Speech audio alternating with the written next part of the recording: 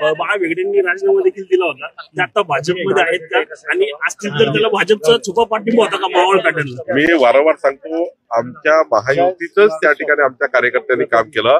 काही कार्यकर्ते थोडे त्या ठिकाणी वेगवेगळ्या कारणांना नाराज होते, काही थोड्या उमेदवारीमुळे नाराज होते, पण नंतर मात्र आमच्या सर्व कार्यकर्त्यांनी, आमच्या झाडून कार्यकर्त्यांनी महायुतीचं काम केलं. राहिला प्रश्न बाळाभाऊ वेगळेचा, बाळाभाऊच्या बद्दल आमची एक शिस्तभंग समिती आहे, त्या ठिकाणी ते जाईल आणि योग्य निर्णय होईल. पण आमच्या भारतीय जनता पार्टीच्या मतदारांनी आणि कार्यकर्त्यांनी महायुतीचं काम केलं आहे आणि महायुतीलाच मदत केली आहे. मी वारंवार सांगतो की त्या ठिकाणी त्याचा निर्णय होईल जेवढं लवकर.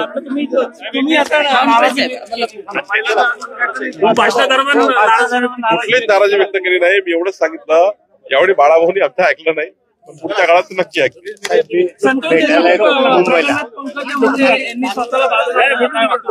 कोणी बाजूला नाही आहे. शासन म्हणून आम्ही सर्व काम करतो आहे आणि रोजच सर्वांनी बोललं पाहिजे असं आवश्यक नाहीये.